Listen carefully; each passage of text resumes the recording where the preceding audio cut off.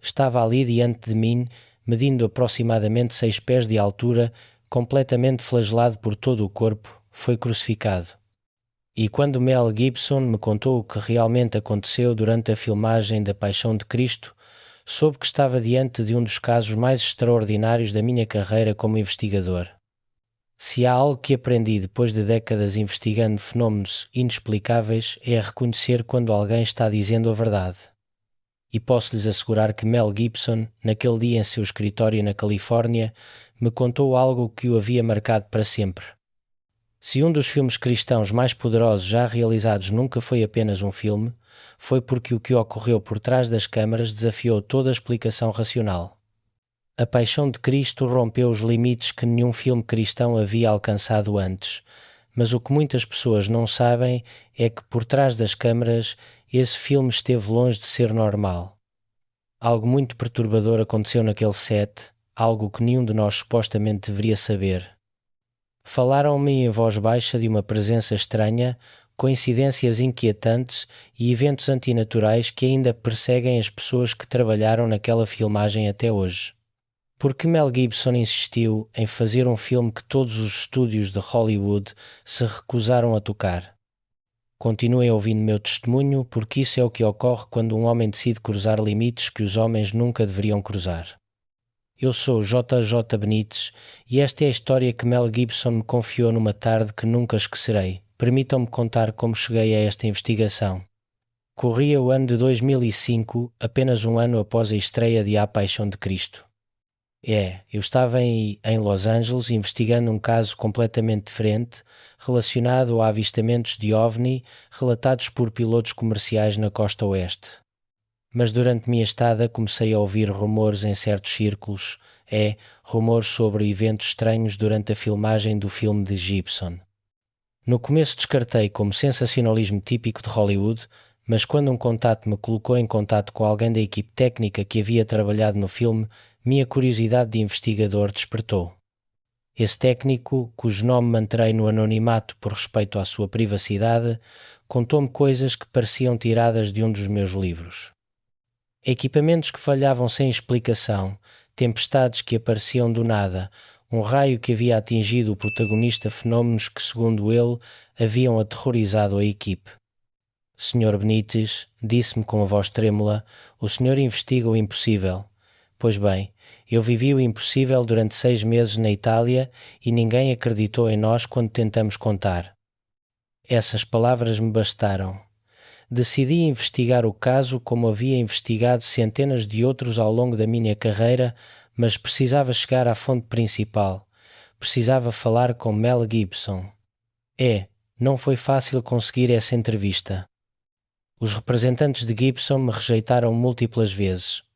O Sr. Gibson não dá entrevistas sobre esse tema. Diziam-me uma e outra vez, mas eu fui persistente a vida toda. E finalmente, depois de meses de tentativas, recebi uma chamada que mudaria a minha percepção de todo esse caso. Era o próprio Mel Gibson. Sr. Benítez, disse-me com aquela voz grave que todos conhecemos. Li alguns dos seus livros. Sei que o senhor investiga fenómenos que a maioria das pessoas ridiculariza. Creio que é a única pessoa que poderia entender o que realmente aconteceu durante a filmagem do meu filme. Pode vir ao meu escritório amanhã. No dia seguinte encontrei-me frente a frente com um dos diretores mais famosos de Hollywood, mas o homem que eu tinha diante de mim não era a superestrela arrogante que muitos imaginam. Era um homem marcado por uma experiência que claramente o havia transformado. Antes que fosse filmado um único fotograma, contou-me Gibson, antes das túnicas ensanguentadas e antes de A Paixão de Cristo se tornar um fenómeno cultural, havia um único homem, eu mesmo, Mel Gibson. Não um Mel que comumente se descreve como uma superestrela global ou um diretor vencedor do Oscar, mas um homem em uma missão que quase ninguém compreendia e na qual ainda menos acreditavam. Yetaj disse-me olhando diretamente nos olhos, o que vou-te contar, muitos pensarão que estou louco, mas você já viu coisas, investigou fenómenos que desafiam a lógica. Creio que você, mais do que ninguém, pode entender o que vivi. O que muitas pessoas não entendem, explicou-me Gibson, é o fato de que esse não era um filme que ele planejou fazer. Era um filme que simplesmente tinha que fazer, mas nem ele poderia ter imaginado no que estava se metendo. Não sabia que o que ocorreria antes, durante e depois desse filme o levaria às experiências mais transformadoras de sua vida e de formas que nunca esperou. Contou-me que sua obsessão com a paixão começou no final dos anos 90, quando Gibson estava numa posição que a maioria das estrelas de Hollywood consideraria bem-sucedida. Tinha fama internacional, sucessos de bilheteria e o raro privilégio de tomar suas próprias decisões em Hollywood. Mas, por trás das cenas, algo muito perturbador havia começado a lhe acontecer. Eu estava no inferno, JJ confessou-me. Lutava contra demónios sérios. Havia vício, depressão e uma crescente sensação de que algo faltava em minha vida. Eu estava à beira do abismo. As coisas ficaram tão ruins, revelou-me, que começou a ter pensamentos inadequados sobre a própria vida. Mas em algum lugar daquela escuridão, algo estranho aconteceu. Numa noite, contou Gibson com a voz embargada, caí de joelhos no meu quarto. Não sei porquê, simplesmente desabei e comecei a pedir ajuda a Deus. Não foi uma oração bonita, JJ. Foi o grito desesperado de um homem à beira do abismo. E foi ali, naquele momento de desespero absoluto, que nasceu a ideia de A Paixão de Cristo. Não foi minha ideia, disse Gibson enfaticamente.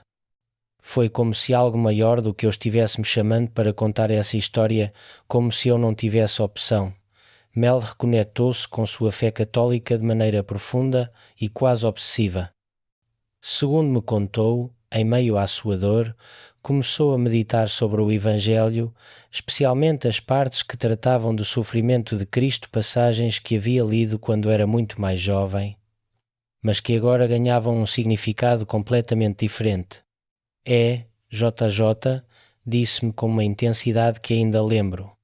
Eu era um cara mau, realmente horrível.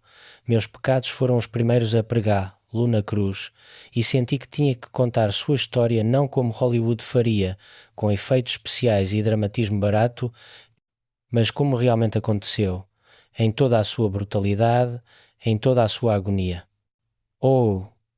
Ele se obsessou em contar a história das últimas horas de Jesus Cristo de maneira autêntica. Estudou as Escrituras, percorreu as estações da Via Crucis, investigou textos históricos e até consultou os escritos místicos como as visões de Ana Catalina e Merrick. Não me interessavam opiniões, explicou. Eu queria precisão, realismo e autenticidade. Decidi que, se Jesus fosse falar, falaria em aramaico. Se os romanos estivessem presentes, falariam em latim. Não haveria inglês nem modernismos, absolutamente nada que suavizasse o impacto do filme. E foi aí que começaram os problemas, contou-me. Porque quando levei a ideia a vários estúdios de Hollywood, foi rejeitada de imediato. Os executivos ouviram educadamente sua proposta sobre a morte brutal de Jesus, falada inteiramente em línguas antigas mortas, com legendas e absolutamente sem apelo comercial, e imediatamente disseram que ninguém veria. Disseram que eu estava louco. JJ confessou-me com um sorriso amargo. Disseram que eu estava arruinando minha carreira, mas algo dentro de mim sabia que eu tinha que fazer esse filme. Não podia explicar então, e também não posso explicar completamente agora. Recusaram-se a patrociná-lo ou dar-lhe um único centavo, mas Mel não se desanimou. Compreendeu que Hollywood não tocaria se não reescrevesse o roteiro, mas também percebeu que, se comprometesse os pequenos detalhes que queriam que mudasse, perder-se a essência mesma do filme. Então fiz o impensável, disse-me. Peguei 30 milhões de dólares do meu próprio dinheiro para a produção e outros 15 milhões para a comercialização. Não houve investidores externos, nem respaldo de estúdio e definitivamente nenhuma rede de segurança. Olhou-me fixamente e acrescentou: as apostas eram extremamente altas. Se esse filme fracassasse, não seria simplesmente um fracasso, seria um colapso total. Mas, naquele ponto, JJ, isso já não era um simples negócio. Era um chamado e eu estava prestes a romper todas as regras do livro. Mas o que Gibson me confessou a seguir me deixou sem palavras. E olha que eu já ouvi testemunhos de todo o tipo durante minha carreira. Desde o momento em que decidi fazer esse filme, disse com voz grave, coisas estranhas começaram a acontecer. No começo, ignorei, mas com o tempo tornaram-se impossíveis de ignorar. Contou-me que, durante a pré-produção, quando procurava o ator que interpretaria Jesus, teve uma experiência que nunca havia compartilhado publicamente. Uma noite sonhei com o rosto, revelou. Era o rosto de Cristo, tão vívido, tão real, que acordei suando. E nesse sonho, aquela figura me disse um nome, Jim. Eu não entendia o que significava. Dias depois, apresentaram-lhe Jim Caviezel para o papel. Quando o vi entrar pela porta do meu escritório, contou Gibson, quase caí da cadeira.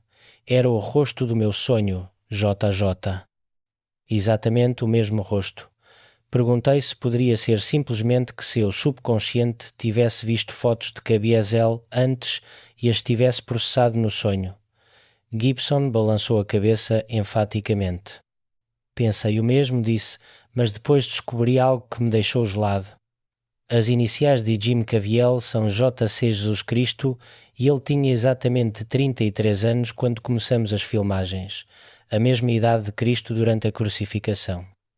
Coincidência? Perguntei. Foi o que eu disse a mim mesmo, respondeu Gibson. Mas JJ, as coincidências continuariam se acumulando até se tornarem impossíveis de ignorar. Quando finalmente começou a filmagem em Matera, Itália, contou Gibson, ficou claro imediatamente que não era um set de filmagem normal. A atmosfera era diferente, explicou, buscando as palavras adequadas. Não sei como descrever. Era como se houvesse uma presença não ameaçadora, mas definitivamente presente, algo que observava. Os membros da equipe começaram a relatar sensações estranhas desde o primeiro dia. Alguns sentiam uma opressão no peito durante certas cenas, outros experimentavam emoções intensas que não podiam explicar. Eu tinha técnicos, gente que havia trabalhado em centenas de filmes, vindo até mim e dizendo que algo não estava certo, contou Gibson, e eu sentia isso também. Era como se estivéssemos, não sei como dizer, como se estivéssemos tocando algo sagrado e perigoso ao mesmo tempo. Mas o que realmente mudou tudo, confessou, foi o que aconteceu com Jim Caviezel. JJ, disse Gibson inclinando-se para a frente, o que vou-te contar agora a maioria das pessoas não sabe. A mídia noticiou que Jim foi atingido por um raio durante a filmagem. Isso é verdade. Mas o que não foi noticiado foi o contexto completo. Contou-me que estavam filmando uma das cenas no Monte Gólgota. Era um dia claro, sem uma única nuvem no céu. Os meteorologistas haviam confirmado que não havia possibilidade de tempestade.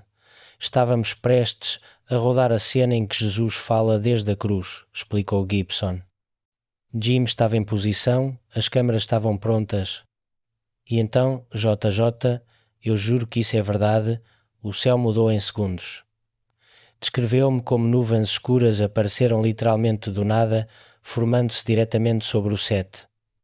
A equipe meteorológica estava atônita, não havia havido nenhum sinal em seus instrumentos. E então aconteceu, disse com voz trêmula, um raio caiu diretamente sobre Jim. Eu vi com meus próprios olhos, JJ. Vi o raio atingi-lo enquanto estava naquela cruz. A descrição de Gibson me arrepiou. Já investiguei fenómenos atmosféricos anômalos, mas isso era diferente. A equipe correu em direção a ele, gritando. Continuou Gibson. Eu corri também. Pensei que o havíamos perdido. Um impacto direto de raio é quase sempre fatal. Mas quando chegamos a ele, interrompeu-se. Como se ainda lhe custasse acreditar no que dizia, ele estava consciente, JJ. Chocado, sim, mas vivo. Os paramédicos o examinaram e não encontraram queimaduras, não encontraram dano neurológico, nada. Era medicamente impossível. Perguntei como a equipe reagiu a isso. Gibson riu amargamente. Alguns disseram que foi um milagre, outros disseram que foi sorte estatística, mas JJ, o que ninguém conseguiu explicar foi o que aconteceu depois. Olhou-me fixamente.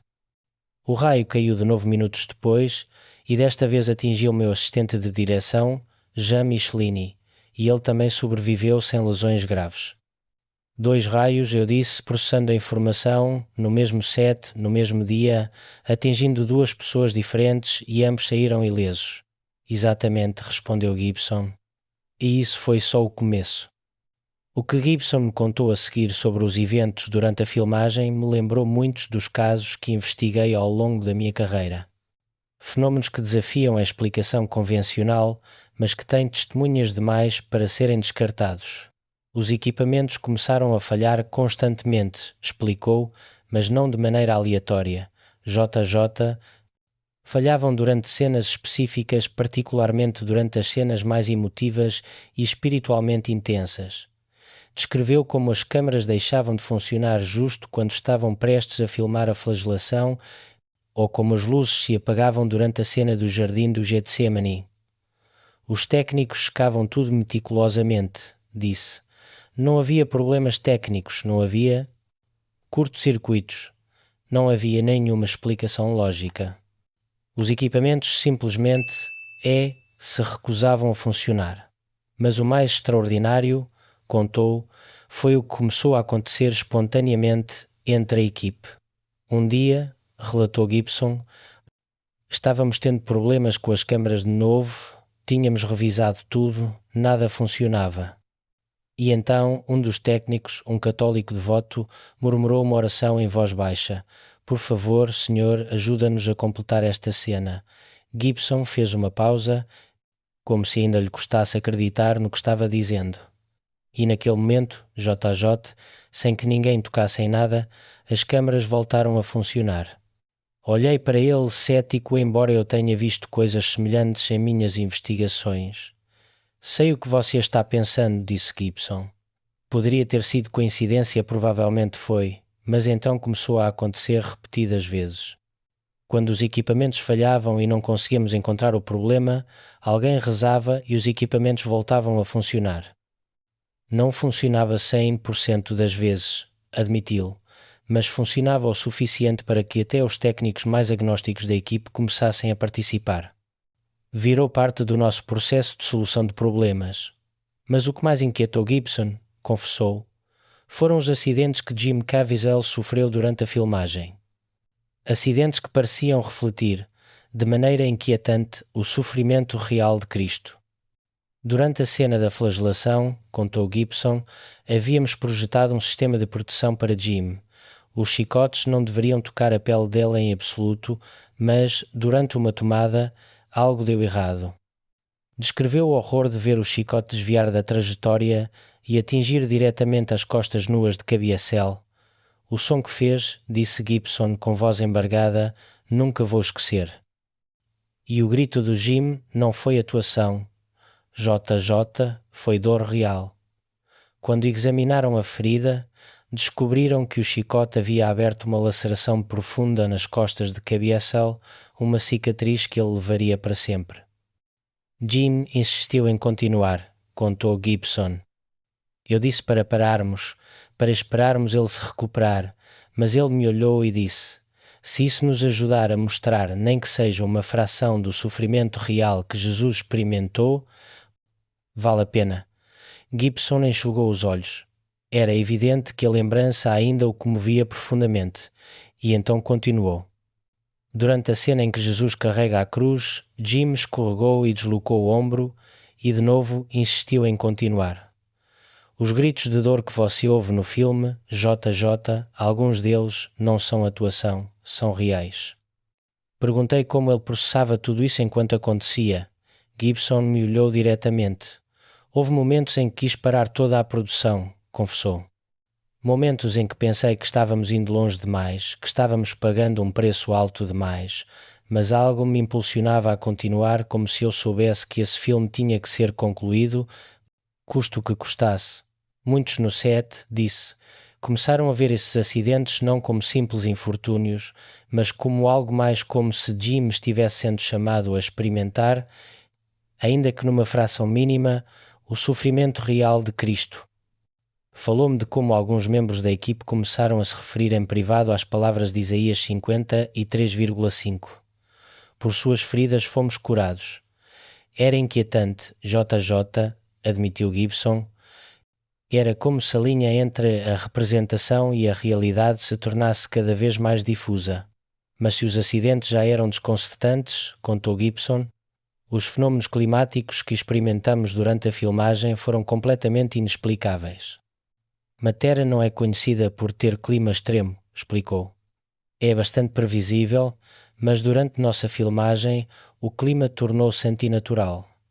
Descreveu manhãs ensolaradas que se convertiam em tempestades violentas em minutos, apenas para voltar a ficar completamente limpo pouco depois. Houve um dia em particular, contou Gibson com voz grave, que nunca vou esquecer. Estávamos filmando uma cena crucial.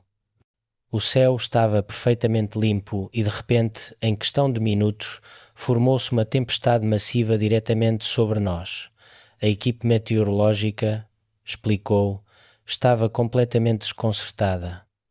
Não havia havido nenhum sinal de tempestade em seus instrumentos. As imagens de satélite não mostravam nenhum sistema climático se aproximando, mas lá estava, disse Gibson, uma tempestade massiva que apareceu literalmente do nada. E o mais estranho, JJ, é que era localizada só sobre o nosso set. As cidades próximas não experimentaram nada. Descreveu ventos que derrubavam equipamentos, chuva torrencial que inundava o set, relâmpagos que caíam constantemente ao redor deles. E então, continuou, tão repentinamente como havia começado, terminou. As nuvens se dispersaram, o vento cessou, o sol voltou a brilhar. Em 30 minutos era como se nada tivesse acontecido. Perguntei se os meteorologistas puderam explicar depois. Gibson balançou a cabeça. Revisaram todos os dados, consultaram serviços meteorológicos regionais. Ninguém pôde explicar o que havia ocorrido. Simplesmente não fazia sentido do ponto de vista meteorológico. Houve outro incidente, contou Gibson, ainda mais estranho.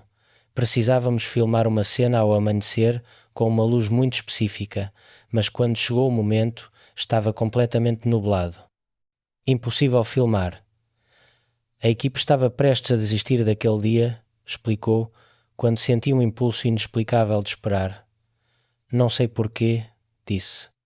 Simplesmente senti que devíamos ficar preparados. A equipa achou que eu estava louco. As nuvens eram espessas, sólidas. Não havia sinal de que iriam se dissipar. Mas então, exatamente no momento em que precisávamos da luz, as nuvens se abriram.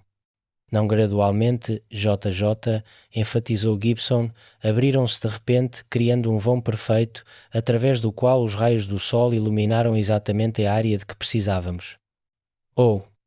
Filmamos a cena completa e, quando terminamos, as nuvens se fecharam de novo.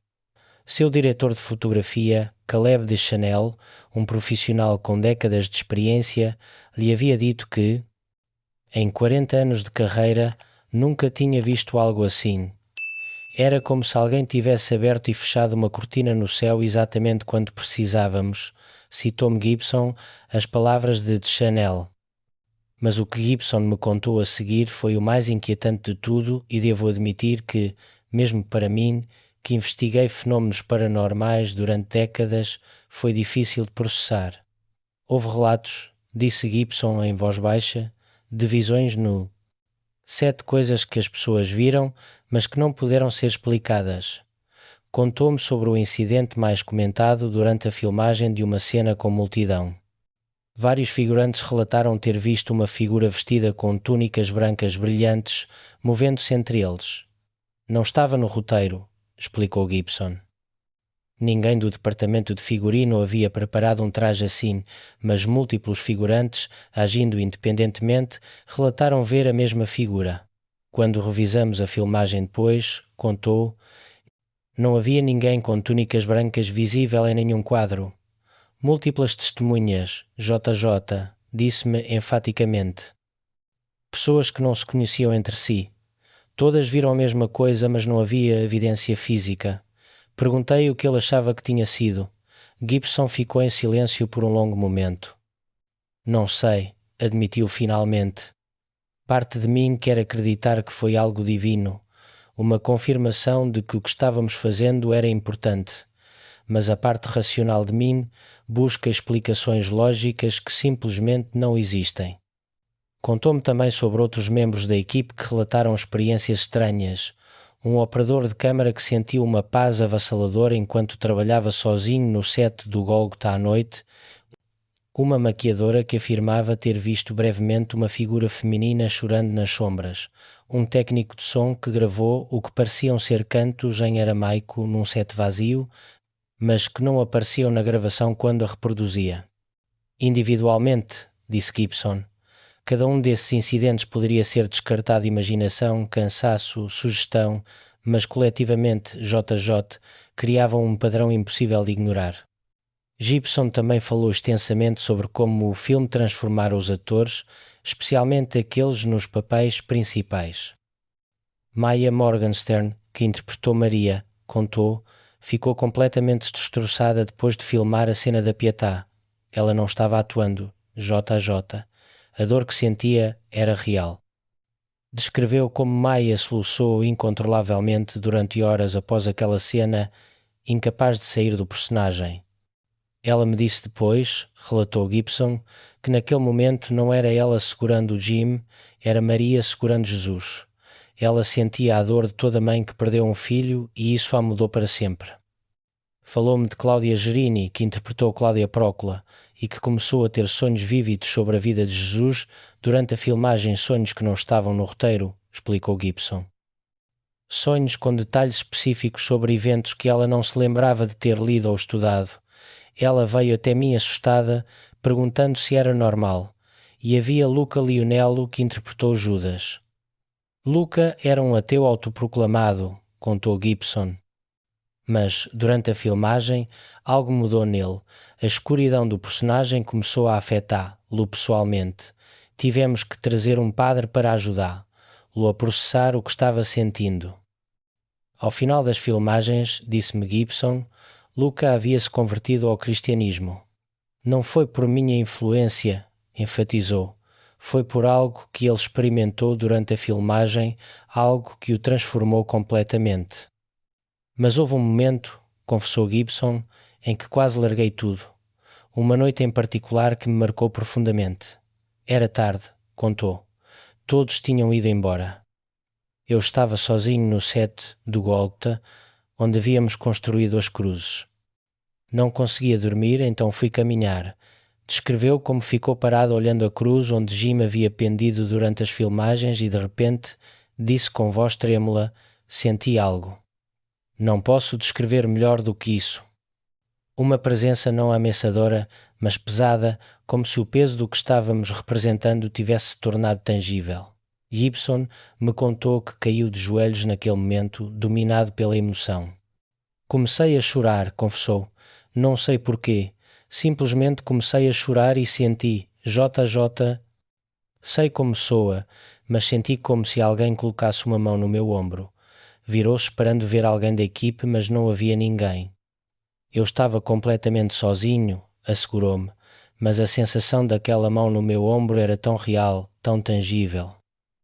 E então ouvi não com os ouvidos, mas na mente palavras que nunca esquecerei. Continua. Olhou-me diretamente naquele momento.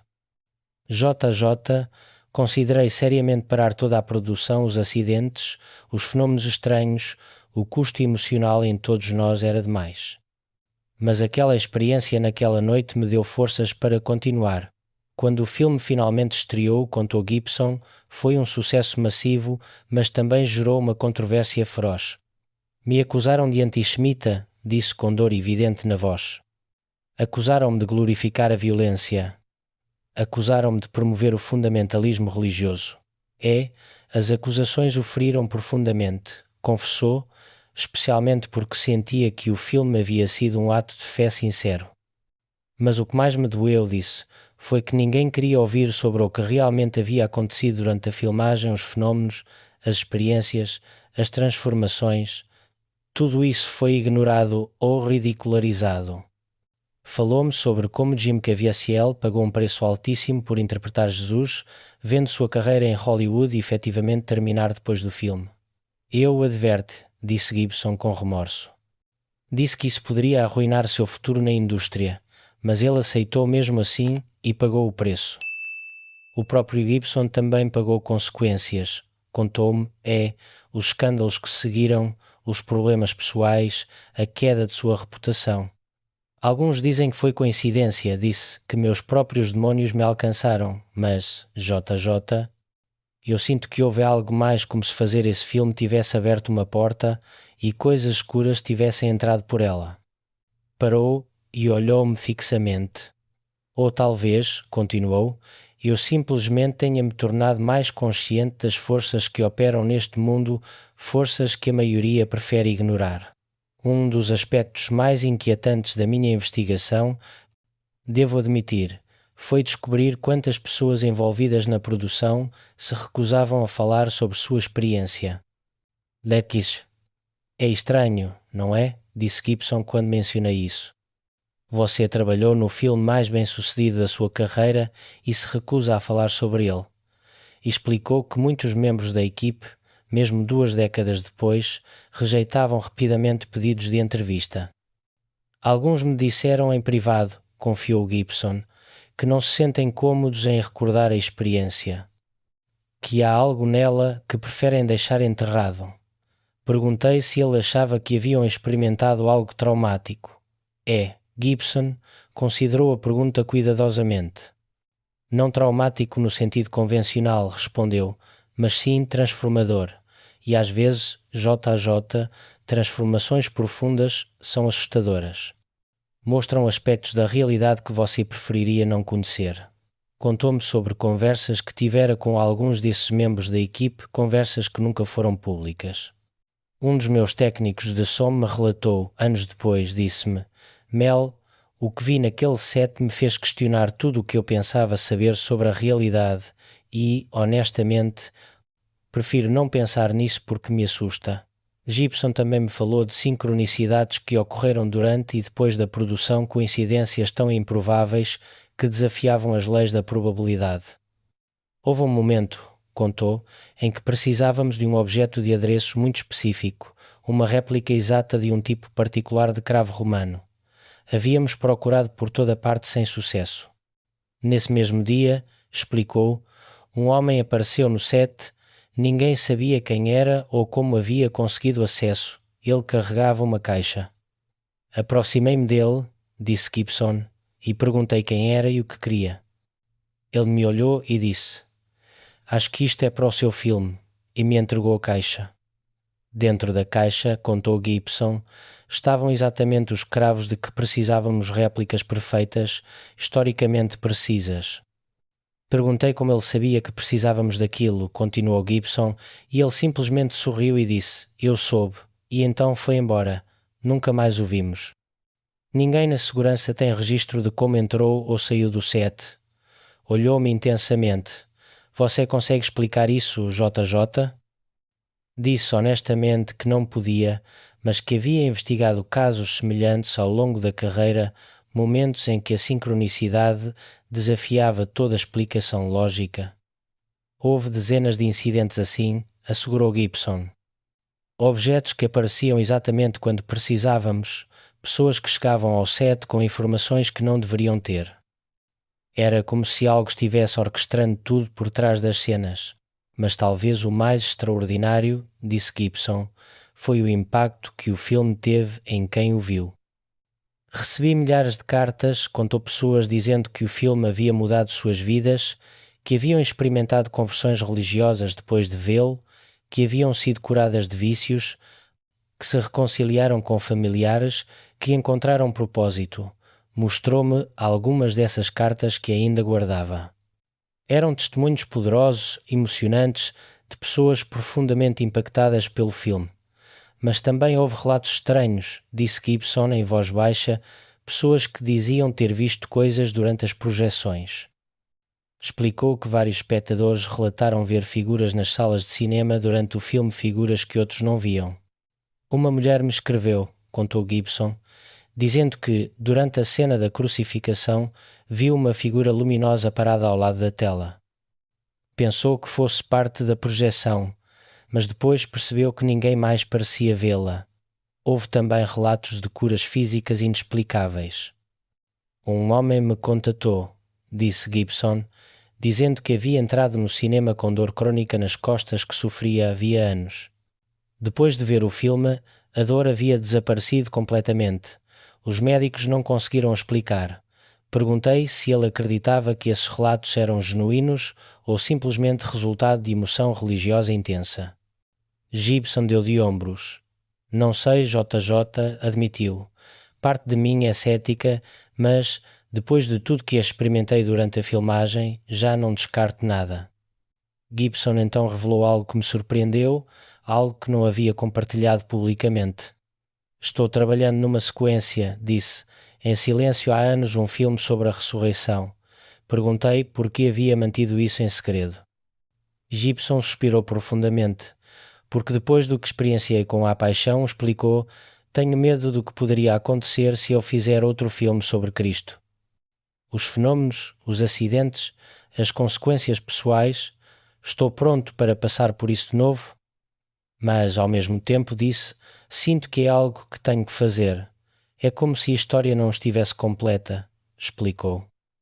Mostrei o sofrimento, mostrei a morte, mas a ressurreição é onde tudo ganha sentido.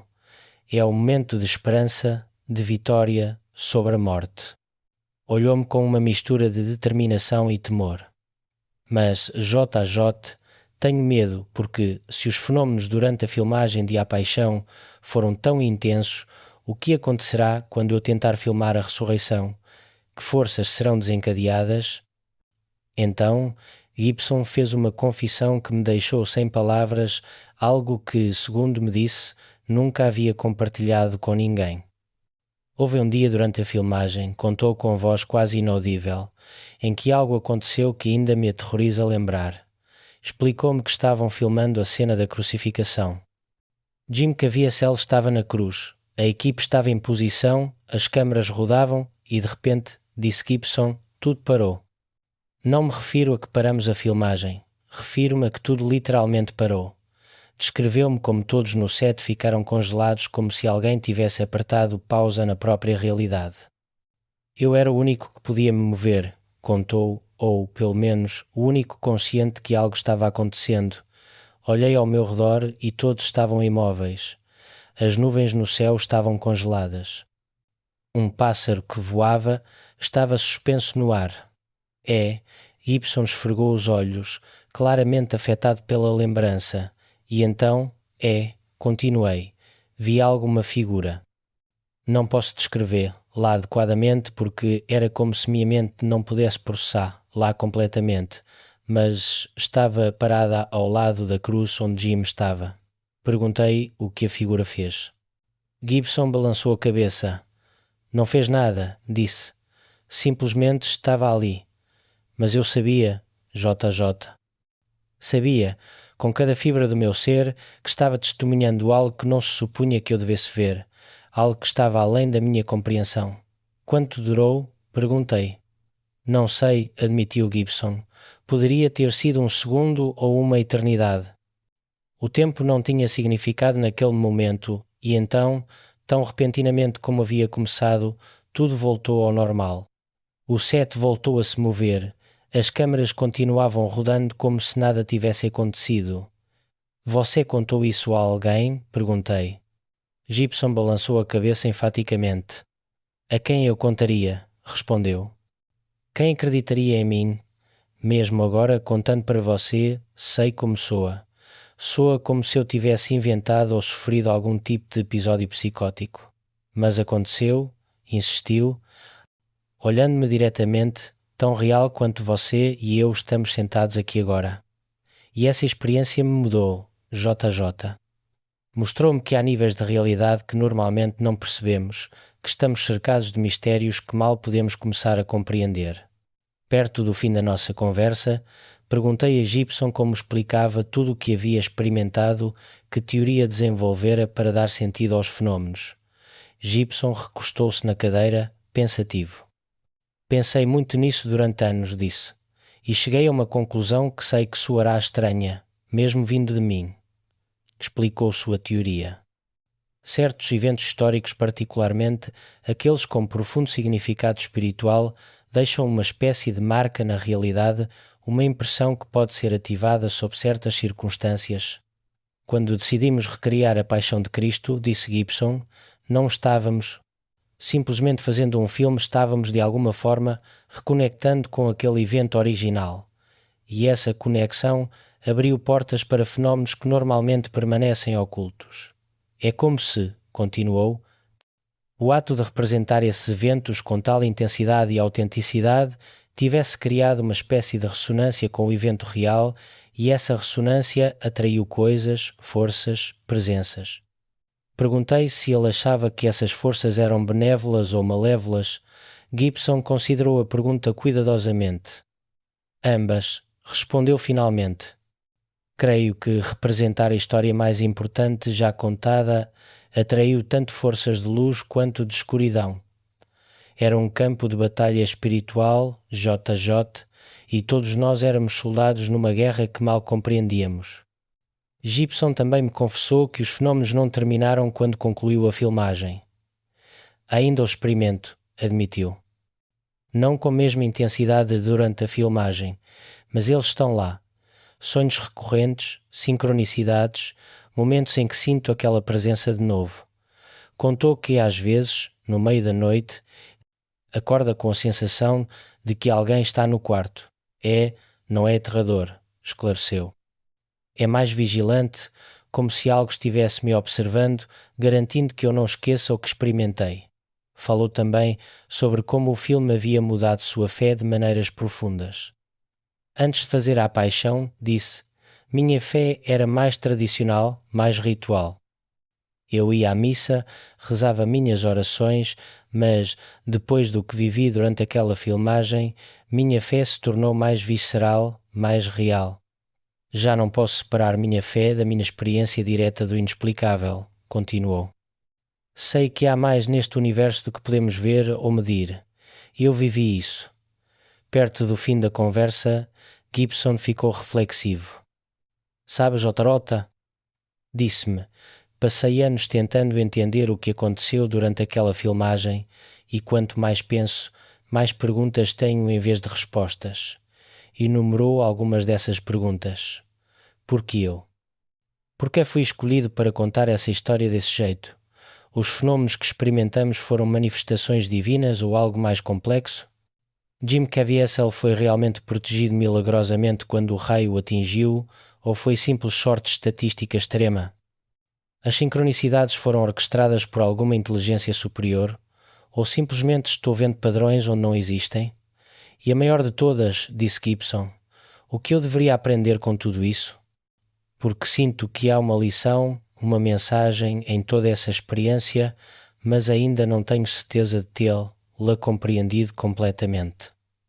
Eu disse que, na minha experiência como investigador, às vezes as experiências mais profundas não têm respostas claras, que o próprio mistério faz parte da mensagem. Gibson assentiu lentamente. Talvez você tenha razão, disse. Talvez o ponto seja que não se supõe que eu entenda tudo, que alguns mistérios devem permanecer como mistérios. Antes de nos despedirmos, Gibson falou-me sobre o verdadeiro legado de A Paixão de Cristo, além do sucesso comercial ou do impacto cultural. O verdadeiro legado, disse, são as vidas transformadas não só das pessoas que trabalhamos no filme, mas dos milhões que o viram e foram tocados por ele de maneiras que nunca esperávamos. Contou-me histórias que havia recebido ao longo dos anos, de pessoas que encontraram a fé depois de vê-lo, de casamentos que foram salvos, de dependentes químicos que encontraram força para se reabilitar, de pessoas à beira do suicídio que encontraram razões para viver. Essas histórias, disse Gibson com emoção evidente, fazem com que tudo tenha valido a pena. Cada acidente, cada fenómeno inexplicável, cada preço pessoal que paguei. Se esse filme ajudou a salvar nem que seja uma única vida, então tudo o que passamos fez sentido. Mas, antes que eu fosse, Gibson fez-me um alerta solene. E a Taj, disse-me seriamente: Você vai escrever sobre isso, não é? Vai compartilhar o que te contei? Disse que sim, que era meu dever como investigador documentar seu testemunho. Gibson assentiu lentamente. Então preciso te advertir, disse. Há forças que não querem que essa história seja contada. Não falo de conspirações humanas. Falo de algo mais profundo. Explicou que desde que o filme estreou, várias pessoas que haviam tentado documentar os fenómenos da filmagem experimentaram obstáculos inexplicáveis. Equipamentos que falham, disse. Entrevistas que se perdem, documentos que desaparecem. É como se algo estivesse tentando manter essa história oculta. Não estou tentando te assustar, continuou Gibson, mas quero que saiba no que está se metendo, porque uma vez que você começa a investigar isso profundamente, uma vez que começa a fazer as perguntas certas, pode atrair atenção que não deseja. Assegurei-lhe que eu estava preparado, que já havia enfrentado coisas semelhantes em outras investigações. Gibson olhou-me cético. Isto é diferente, JJ, disse. Isto não é um caso de OVNI ou um fenómeno paranormal ordinário. Isto toca algo central na fé de milhões de pessoas. Isto desafia narrativas que instituições poderosas querem manter intactas. Tenha cuidado. Quando saí daquela reunião com Mel Gibson, saí com a cabeça girando. Em minhas décadas como investigador, entrevistei centenas de testemunhas.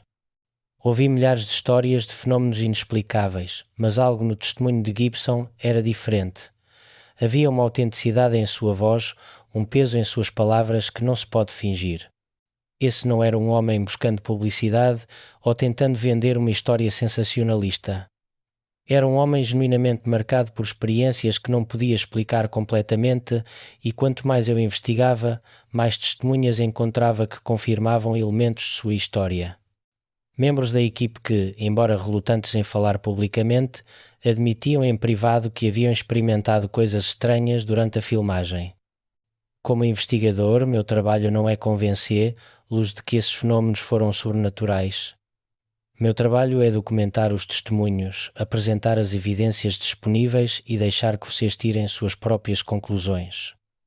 Mas posso lhes dizer isto: depois de falar com Gibson e com outros envolvidos naquela produção, estou convencido de que algo extraordinário aconteceu durante a filmagem de A Paixão de Cristo. Algo que desafia nossas explicações convencionais da realidade.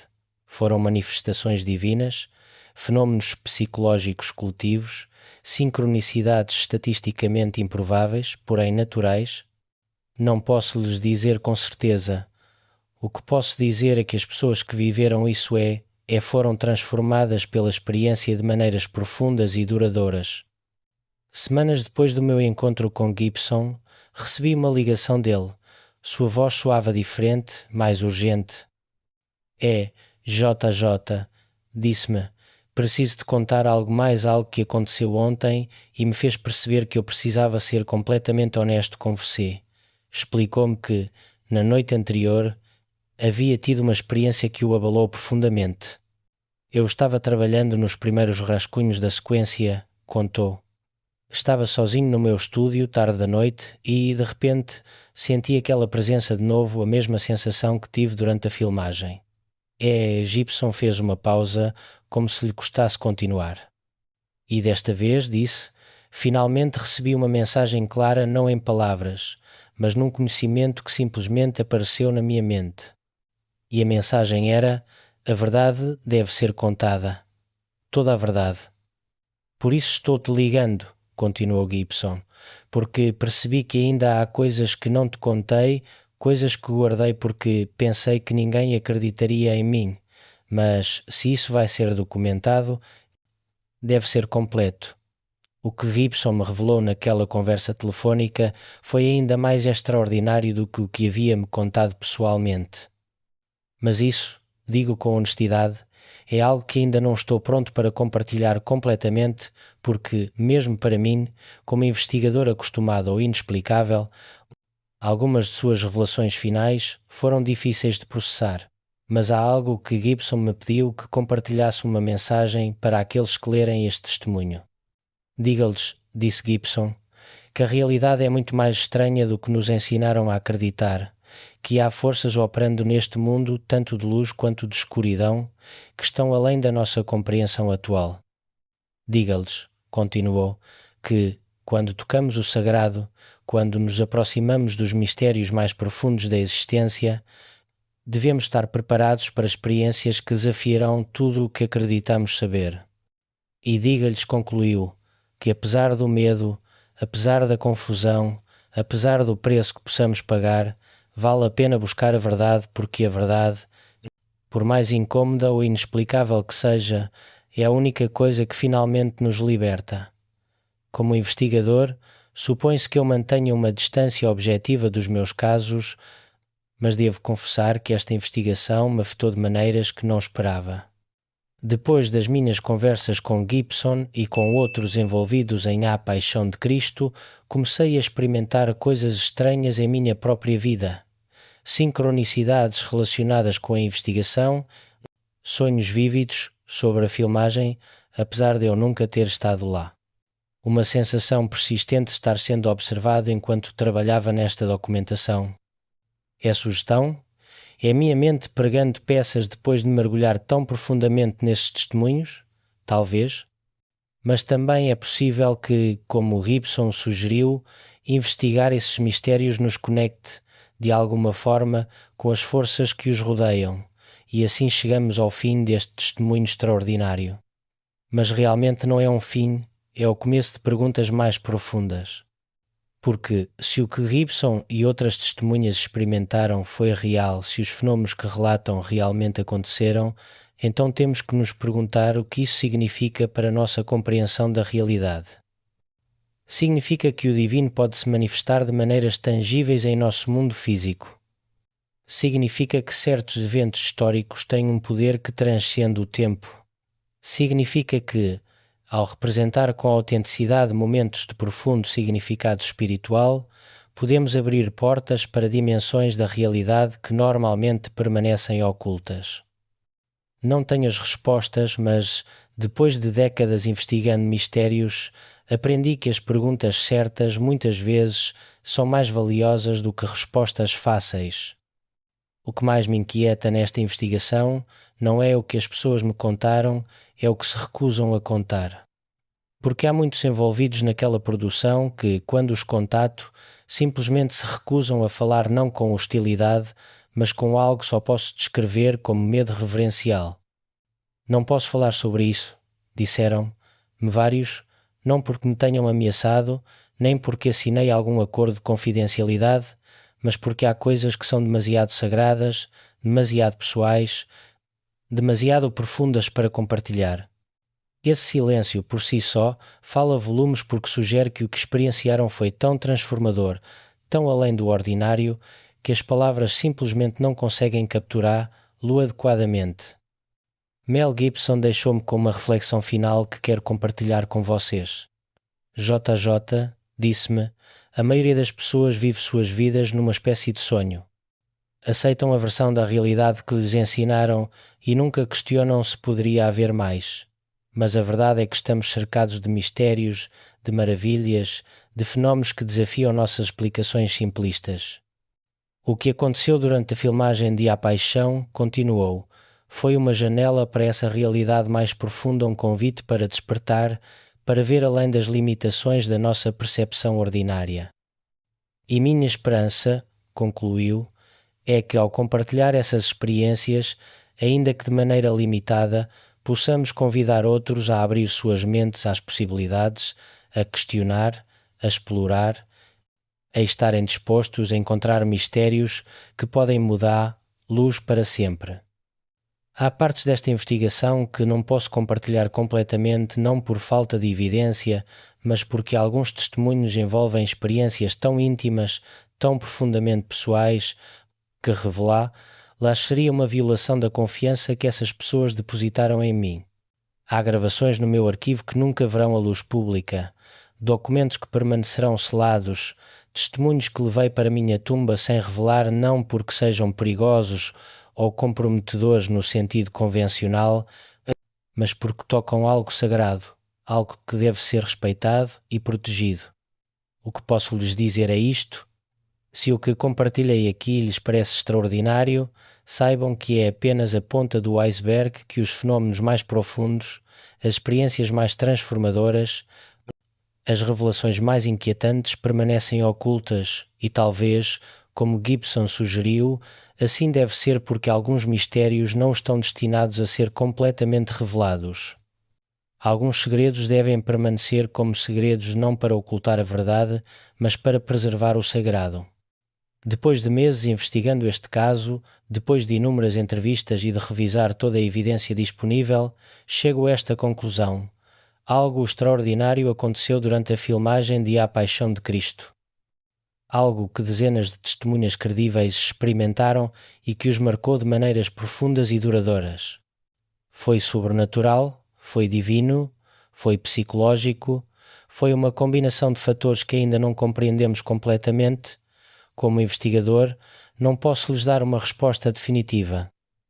O que posso dizer é que os testemunhos são consistentes, as testemunhas são credíveis e os fenómenos relatados desafiam as explicações convencionais.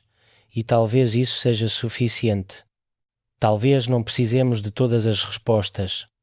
Talvez baste saber que existem mistérios mais profundos do que imaginamos, que a realidade é mais vasta, mais estranha, mais maravilhosa do que nossos modelos científicos atuais podem capturar. Da última vez que falei com Mel Gibson, pouco antes de finalizar este documento, perguntei se ele tinha algo final que gostaria que eu compartilhasse. Ele ficou em silêncio por um longo momento. Depois falou com uma voz carregada de emoção. Disse que o que experimentamos durante aquela filmagem me convenceu de algo além de qualquer dúvida. Que vivemos em um universo muito mais misterioso e maravilhoso do que a maioria imagina. Diga-lhes, continuou, que, apesar de toda a dor, de todos os acidentes, de todas as controvérsias que seguiram, nunca me arrependi de fazer aquele filme, porque ele me mostrou verdades que eu não poderia ter descoberto de nenhuma outra maneira. E diga-lhes, concluiu com voz firme, que até hoje ninguém consegue explicá-lo, e talvez seja exatamente assim que deveria ser. Eu, Juan José Benítez, depois de décadas investigando fenómenos inexplicáveis em todo o mundo, posso-lhes dizer que este caso está entre os mais extraordinários que já documentei, não porque eu tenha evidência física contundente, como em alguns casos de OVNIs, nem porque envolva avistamentos em massa, como em outros casos que investiguei, mas porque nos mostra algo fundamental sobre a natureza da realidade e da experiência humana, que, quando tocamos, o mais profundo da nossa existência espiritual, quando nos aproximamos dos mistérios que moldaram a civilização humana durante milénios, podemos experimentar fenómenos que desafiam todas as nossas categorias convencionais de explicação. A Paixão de Cristo não foi apenas um filme, foi um evento, um momento em que o véu entre o ordinário e o extraordinário tornou-se particularmente fino, e todos que participaram dele foram testemunhas de algo que os transformou para sempre.